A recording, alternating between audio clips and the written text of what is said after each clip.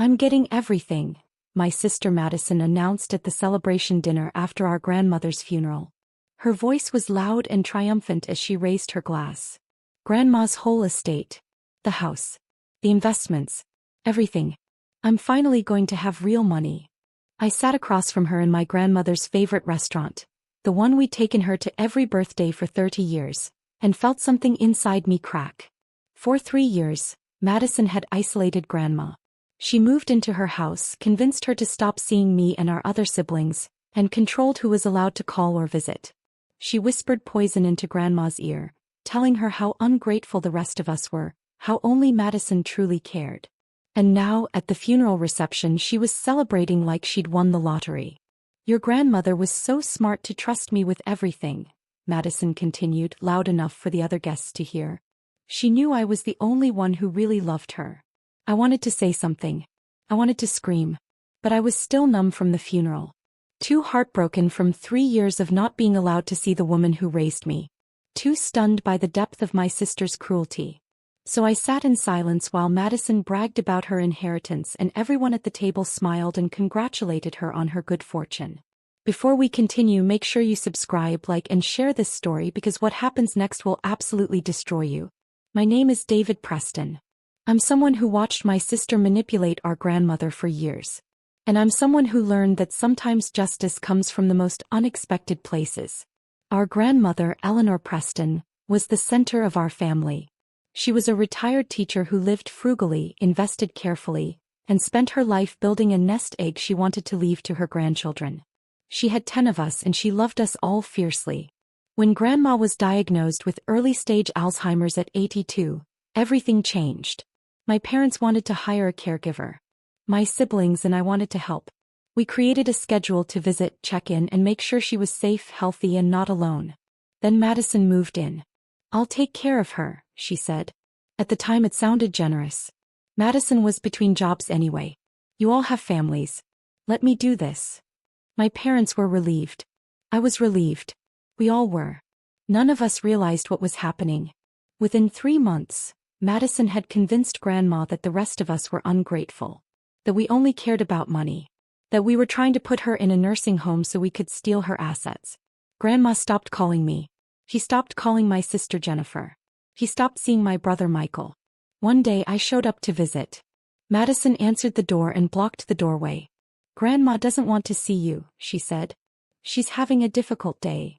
I was heartbroken, but I believed her. A few days later I managed to speak to Grandma on the phone. He sounded confused. You were rude to Madison, she said uncertainly. Is that true? No, Grandma, I said gently. That's not true at all. I just wanted to see you. Oh, she replied. Then I must be confused. The medication makes me confused sometimes. I didn't realize Madison was the source of that confusion. I didn't know that every time I called, Madison was listening on the extension, then later telling Grandma I'd said things I never said. I didn't know Madison was intercepting flowers I sent, telling Grandma they were from someone else or throwing them away entirely. I didn't know she had changed the passwords to Grandma's email and phone so I couldn't reach her directly. Over 3 years, Madison slowly isolated Grandma from all of us through lies, manipulation, and technological control. The few calls I did manage to get through were strange. Grandma accused me of things I hadn't done. Sometimes she didn't seem to remember me at all. I blamed the Alzheimer's. I didn't know my sister was systematically rewriting our reality during the hours between my calls. Later, Grandma's lawyer, an old family friend named Robert Chin, told me exactly what had happened. Madison convinced Grandma that the rest of the family was plotting against her. That we wanted to steal from her. That we planned to put her in a nursing home so we could liquidate her assets and split the money. Madison took total control of Grandma's finances, her phone, her visitors, and her information. She deliberately drove everyone away until she was the only person Grandma trusted. And then she convinced Grandma to change her will. The new will left everything to Madison. The house, the investments, all of it. I'm the only one who truly loves you, Madison had told her. Those words were apparently whispered to Grandma during one of their quiet evenings together. The others just want your money, Madison told her softly. They're not even calling anymore because they found out you're not as rich as they thought. But I'm here. I love you. I want to make sure you're taken care of after you're gone. Grandma signed the new will 6 months before she died. The signature was shaky. Later analysis would show that her cognitive decline accelerated during that period, likely due to the stress of isolation and prolonged manipulation. 2 weeks after the funeral, I received a call from Robert Chin, the estate lawyer. I need you to come to my office, he said. There was something strange in his tone. And I think you should bring your siblings. My sister Jennifer, my brother Michael, and I sat in Robert's conference room, confused about why we'd been summoned. Your grandmother contacted me 3 days before she died, Robert said carefully. She was lucid that day, she had a window of clarity, and she was very upset about what had been happening. My stomach dropped. She told me she'd been manipulated into changing her will, he continued. She said Madison had isolated her. She told me she did not want Madison to have everything. What did she do? I asked quietly. She asked me to prepare a new will, Robert said. She wanted everything documented. She wanted witnesses. She wanted it to be legally ironclad. He paused before continuing. She told me about the manipulation, the isolation, the false accusations Madison made to cut her off from all of you. Did she change the will? Jennifer asked. She did, Robert said. And she also told me something about the estate that none of you knew. He folded his hands. The estate isn't worth $2.4 million. The estate owes $2.4 million. The words didn't make sense. What? I asked. Your grandmother took out a reverse mortgage on the house about a year ago, Robert explained. Madison convinced her it was a smart financial move, that she'd still own the house but could access cash. He shook his head. What your grandmother didn't realize was that Madison convinced her to take out the maximum amount. The reverse mortgage balance is $1.2 million. And the rest? Michael asked. Medical debt, Robert said. From the last 3 years. Assisted living, in-home care services, medications, extremely expensive. He continued, your grandmother didn't pay most of these bills because Madison told her they were being handled. They weren't. The debt accumulated to another $1.2 million. So the estate, Robert said slowly, is $2.4 million in debt. The house would need to be sold to pay off the reverse mortgage. The remaining assets would go toward medical bills. There would be nothing left. Whoever is the sole heir, Robert said, doesn't inherit money. They inherit responsibility for $2.4 million in debt. We called Madison immediately. She didn't answer. We tried again. Nothing. That evening she finally called me back. He was crying. I talked to the lawyer, she sobbed. He says Grandma changed her will. He says I'm responsible for all these debts. That can't be right. That's not what she promised me. She promised me everything. Your grandmother was being manipulated, I said quietly. And you were the one doing it.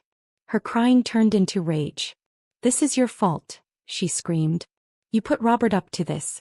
You were jealous of my relationship with Grandma. You turned her against me. Grandma contacted Robert herself, I said. 3 days before she died. She was lucid. She told him exactly what you did.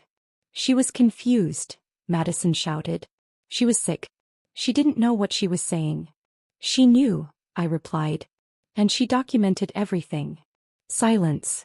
She kept notes, I continued. Every time you isolated us. Every time you lied to her.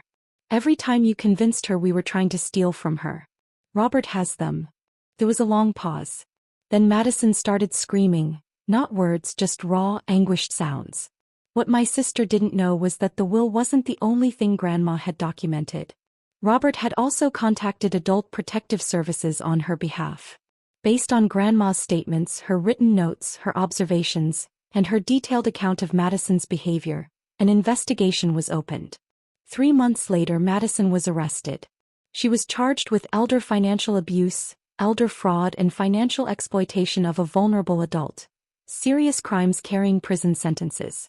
The prosecutor's case was overwhelming. Grandma had documented everything.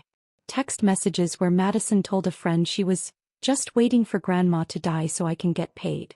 Financial records showing Madison pushed the reverse mortgage to the maximum amount despite Grandma's objections.